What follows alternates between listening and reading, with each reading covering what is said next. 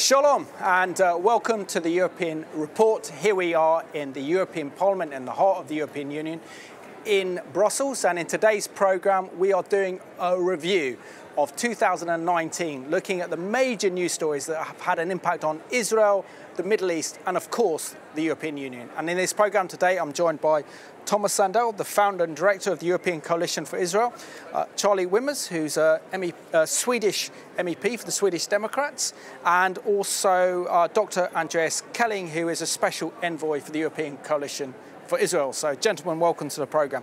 I'll start off with you, Thomas, because this is an exciting programme. This is our opportunity to look back at the last 12 months and look at the major big news stories. But in terms of the work of the European Coalition for Israel, what have been some of the highlights during the year of 2019 and the work you've done?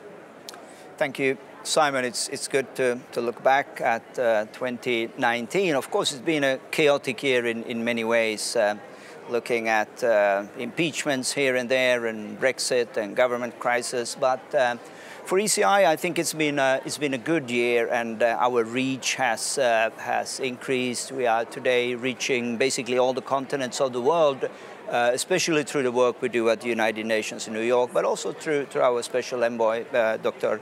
Kelling in Africa. Two things that comes to my mind as I look at 2019. We organized a Seder, which is the traditional meal in connection with the Jewish Pesach, at the United Nations, the headquarters, with a full house, 80 participants, most of them ambassadors. And it was a very special moment for us to know the hostility of that environment, but to see the ambassador of Israel seated in being in the seat of honor together with the Jewish rabbi, being able to speak to this distinguished audience and explain the story of Haggadah, and as it says in Isaiah 2, teach about the ways of the God of Jacob, the God of Israel. So that was very special for me. Another moment that I look back on is, of course, my meeting with the Speaker of the German Bundestag, Wolfgang Schäuble, sitting just like you and me now, face to face, and discussing the situation in Germany. Not only about the rise of anti-Semitism, but also, and he said to me, Mr. Sandell, the reason I wanted to meet you was that I understand that your organization are supporting a united Jerusalem. You have to explain this to me. What do you mean? And we had a long discussion, an interesting discussion to explain why we think the best solution for Jerusalem is to keep it united. And just to know that this was perhaps the first time he'd heard a coherent argument for a united Jerusalem made it very special for me and for ECI. Excellent. And Charlie, welcome back to the European Report. Definitely one of the rising stars here in this Parliament. Thank you, so you are hosting the European Coalition for Israel's annual conference, looking back over the past 60 years of diplomatic relations between Israel and the European Union. So from your experience of being an MEP here in this Parliament, what practical steps would you suggest that could develop closer ties between the European Union and the State of Israel? I see a lot of things that should be done. To begin with, I think that the EU must be a more humble actor than it has been thus far. The labeling issue being the last one in a row of anti-Israeli moves on the European side. So number one for Europe to do is to set its own house in order and actually lead by example by combating anti-Semitism and anti-Israel hatred. I also think that the EU in all its humility should learn from Israel in terms of counterterrorism, in terms of innovation. Just the other day, I read that Israel is about to find a cure against pancreatic cancer. That's amazing. Absolutely. That would save so many lives, and we Europeans should learn from that. Finally, two things. Improved trade. The EU already got a surplus. We can, it's in our own interest to improve trade relations with Israel, and also to review the GCPOA. the failed Iran deal. Yeah, definitely. And Andreas, it's a great pleasure to have you back on the programme. I think you were here for our last review of 2018, so it's a good annual event, so welcome back. And now you've been the European Coalition of Israel's Special Envoy to Africa for the past 2 years. Can you tell us what that role involves and how you think it's beneficial for Israel to develop closer ties with the continent of Africa? Look, we have been inviting delegations from Africa, from countries like South Africa, Namibia, Zimbabwe, Mozambique, Kenya, Tanzania, to Israel. And we have exposed them to what we would call today the startup nation. And to our amazement, this had an absolutely stunning effect on them, besides of just realizing that there is technology that they would need in order to develop their own nations, but also you can do it. If we just look back 70 years back, there was nothing. And today the country is green. It's a developed country, and it hasn't been. It has been an underdeveloped country. Now, this is an absolutely, it's a success story. Absolutely. Most of these African nations have natural minerals under their grounds. And for whatever reason, Israel doesn't have anything. It's only recently that they discovered oil and gas. So for them, they have all the ingredients in order to make their own developments a success. So that's definitely one very important point for Africans. But then also taking the technology that Israel has developed. I mean, they're working under similar climate conditions. If you look at South Africa, or Southern Africa now being a second year in a major drought, it's Israeli technology of water saving that they would need, of planting technology and so forth. So it's definitely something where Israel is playing a key role. And then the third thing, I think when we look at mutual interest, Israel is also keen on winning these African states in order to support them. At a multinational level, if we look at the United Nations and other places of the world, where improved bilateral relations are of utmost importance for them. Excellent. Well, thank you so much for giving us a real insight there, Andreas. And Thomas, 2019 has been a very eventful year in terms of the EU, Israel, the United States and the Middle East. We've had European parliamentary elections. We have a new commission in place. We've had 2 Israeli elections and Britain's going through a crucial election now. And also we've seen that the US administration has recognized Israeli sovereignty over the Golan Heights and set up a strategic agreement with Israel that if Israel is ever attacked by an existential threat, i.e. Iran, that the United States will come to Israel's defense.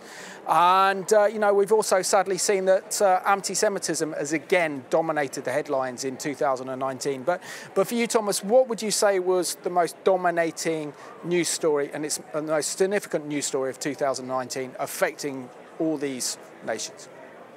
Well, Simon, I think you mentioned many of them. If I would have to choose 2, I would probably go back to what we were discussing in the last program, the EU Court Justice ruling on labeling products from the settlement. I think this was very clearly a decision going in the wrong direction, the wrong message at the wrong time with the wrong audience. And as we said before, this happening just 2 days after the anniversary of Kristallnacht is, it raises a particular concern. Where are we going in Europe again? When you look at statistics, I just came across some fresh statistics from France where you have a sample of French people and you ask them, would you buy anything which is made in Israel? You already have 69% who have a negative attitude and say that basically, no, we would be very hesitant to buy anything which is clearly, made in Israel. But when it comes to saying, well, would you buy anything which are made in the settlements, it goes up to 75%. So I think that the EU needs a more coherent policy towards anti-Semitism, basically, because you cannot, on the one hand, try to criminalize and demonize Jewish activities in their biblical heartland. I mean, if there's any area in the world which should be clearly Jewish. It's Judea. You know, you just have to look at the semantics of the word to understand that this is clearly a place where Jews always lived, where they will continue to live, and we shouldn't make that a problem. On a more positive note, I would look at the successes of international diplomacy of the government of Israel. I mean, you look at 2019 and you see Netanyahu being received in India, being received in Moscow, being received in Oman. And in particular, when we look at what is happening now in the Sunni states, in the Gulf states, Hatikwa being played in prominent Arab countries at sports competition, and ministers being received, and Israeli tourists now being given access to Dubai. I mean, this would have been unheard of only 5 years ago. And this is clearly something where, you know, we should take note here in Europe and say, listen, are we going to be the only continent and countries to go against Israel when the whole world, you know, to a large extent are seeking closer relations? And Charlie, 2019 has been a good year for you. You've been elected to this parliament, which we're very pleased about, particularly the Israel supporters and also the Jewish community here as well. What for you was the kind of standout story of 2019? I would say not an event as such, but rather two tendencies. The first one being anti-Semitism becoming part of the political mainstream. Well, it's not the first year ever that we saw that happen, but we're getting used to it now. We're getting used to the Labour Party showcasing Jewish caricatures at their party convention in the UK. We're getting used to the Social Democratic youth of Sweden chanting "Crush Israel, crush Zionism" on the streets of Malmö in Sweden. This is not the far left. This is what is referred to in this House as political mainstream. But I really cannot see anything mainstream with that, and maybe we have to look at other terms to use in describing those parties if they do not purge those members, harboring anti-Semitic thoughts. Absolutely. The other big tendency is that those very parties have claimed for a while that they're fighting anti-Semitism, but they've been doing it through political expediency. They have not raised the anti-Semitism of the Antifa and far-left movement. They have not been talking about imported Middle Eastern anti-Semitism. I see a tendency now that the discussion in the general debate is getting more open. And that, on the other hand, I see as a very hopeful sign, because you have to recognize the problem in order to fight it. Absolutely. That was great analysis. Thank you. And Jess, you've had the privilege of living in Israel since 2004, 15 years, which is nearly a decade and a half. So there you are at the cutting edge of all these major news stories regarding Israel. Now, this year was a particular year for Israel because Israel's had two elections, one in April and the other one in September. So maybe you can give us a little bit of an understanding of what's happening in terms of Israeli politics, why they can't form a government, and also how does this have an impact on Israeli-EU relations? Small question, I know. Yeah, well, let me commend the Israeli democracy to start with. I mean, in which country would you have two elections, and most likely we're going to run into a third election in March next year, where a country is trying to figure out who's going to form the next government. So I think this is a big plus. It's a fantastic sign for the rest of the world. This is the democracy in the midst of many other countries that are not non-democratic at all. Number one. Number two, I find it also very intriguing that in the midst of this, an acting prime minister is being taken to court. I would not want to comment whether this is right or whether this is wrong. This is up to the court. But I think this is also an absolutely unique event that a prime minister in a country, in a first world country, is being indicted at all. You will not find this anywhere else in the world. Again, we commend the Israeli democracy that something like this can happen. And does it have an effect on Israeli-EU relations? I don't think so. I mean, the European Union will have to wait until we've got a government, and then they're going to act. If we remember the last, after the last elections in Germany, it also took the Germans a bit of time until they finally had a government. So let's wait. We will have one. That's good to know, thank you. And Thomas, I mean, in terms of US support for Israel, 2019 has been another superb year, following on by President Trump's recognition of Jerusalem as Israel's capital and moving the US embassy to Tel Aviv. Now we see that the US administration are recognizing Israeli sovereignty over the Golan Heights, entered into a security pact, as I said earlier, which really does defend Israel for the very first time from any existential threats. And also we've seen that Mike Pompeo, the Secretary of State, has said that the Jewish settlements in Judea and Samaria are not legal under international law. What impact is President Trump's support for Israel having in terms of EU policy towards Israel and the Middle East?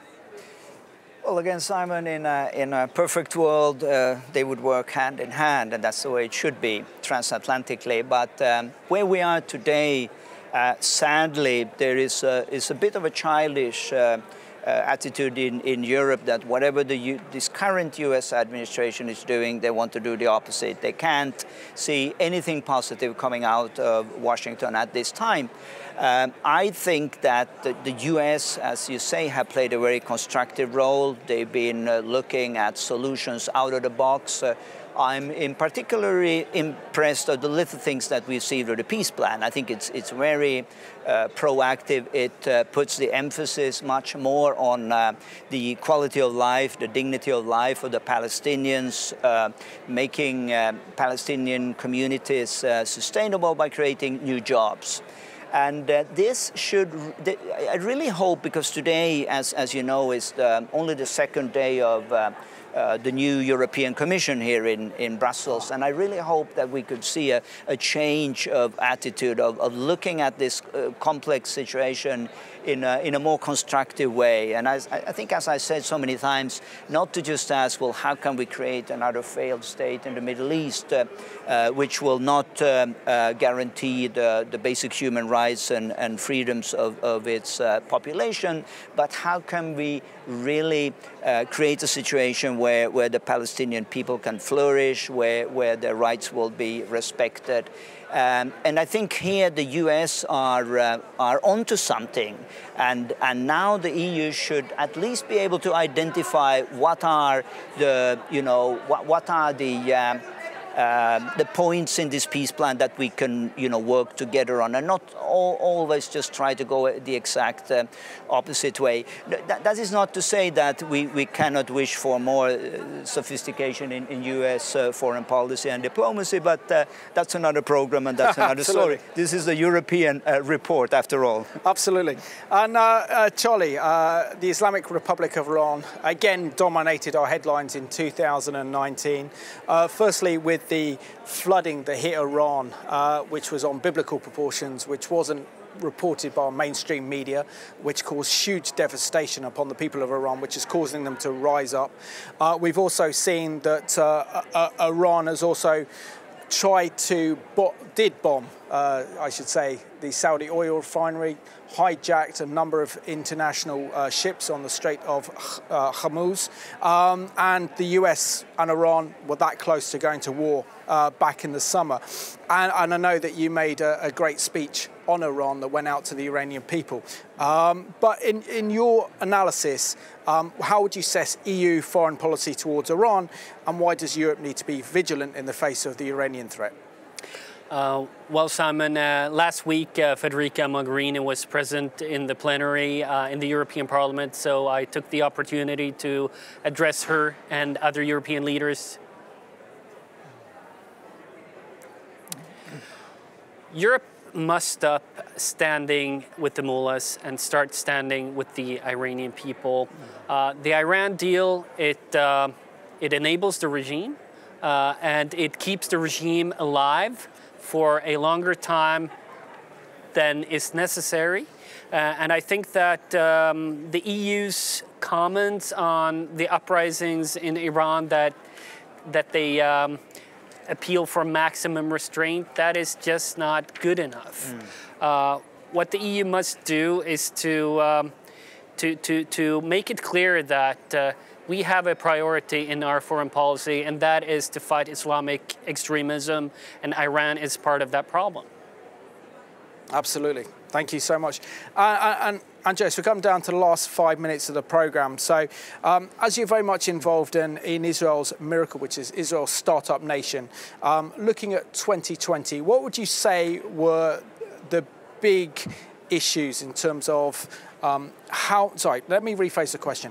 How important is Israel's technological advancements needed to help the European economy, and how much does Europe now need Israeli security know-how? Well, let me phrase the answer in one sentence. The future is in Israel. So if you would just have a look at, let's say just a few years ago, we had a group of delegates coming from Germany, and there was supposed to be also a group of representatives of a major German car maker, part of that delegation. They were not allowed to come. Today we see that this car maker is presented in Israel because of the innovation that is there. If you just would delete all technical innovations that are coming out of Israel in the European Union, it would come to a still stand, full stop. That's it. If you would take a similar size of a country in the European Union and would take the innovations out, it would not come to a still stand. That's definitely something that the European Union should take into consideration. And then if I look at terrorism, we have seen acts of terrorism during this last year. We will see many more. But someone who is living in Israel coming to Europe, I just feel the Europeans are living on a different planet. There is no security that would prevent these acts, as they're still going to increase in future. So Europe has to learn a lot from the Israelis. If they want to learn, they can learn. So from my perspective, Europe today has the choice. Either they accept that Israel is culturally part of the greater European area and they embrace them not only economically but also politically, or they say we don't do this, and then we're talking about the still stand that I mentioned to start with. Good analysis, thank you. And Thomas, I mean, there is no doubt we're living in extraordinary times. The next decade, about to enter into the next decade, which political developments now have a huge impact for the rest of the decade. So what are the opportunities and the challenges facing the European Coalition for Israel in 2020 and also Israel supporters? Before I answer that question, I want to commend our co-panelist Charlie Weimers and especially what he said on behalf of the Iranian people. Before coming into the program, I had a text message from a friend in diaspora, an Iranian, and the friend said, you know, why is the European Union not standing with our people? And this was not anything we coordinated beforehand, but I was so pleased to hear Charlie make this statement again, that we as Europeans need to stand with the Iranian people now and not with the mullahs. And this is, again, being on the right side of history. And coming now to the 75th anniversary of the liberation of Auschwitz, we always have to ask this question to ourselves. Are we standing on the right side of history? Are we standing against tyranny, totalitarianism, and standing for the rights and dignities of people, and in this case also the Jewish people and the Iranian people? And I think this is something that should energize and re-energize us as friends of Israel, people who appreciate the Jewish culture and want to stand up against anti-Semitism, and we will stand even stronger in 2020. Excellent. And Charlie, I'll give you the final word of the programme. So what would you say are the opportunities and the challenges facing the European Parliament in terms of its support for Israel and the Jewish people as we move into 2020 and the next decade beyond? Well, I think that every member of the European Parliament has a great opportunity, which is to stand along those who stand alone. Those opportunities don't come along too often in life, so take it. That's what I encourage every colleague of mine. I also encourage all colleagues to take a closer look at the BDS movement, to actually see that they're not out for the fighting settlements. They're out to fight the existence of the State of Israel.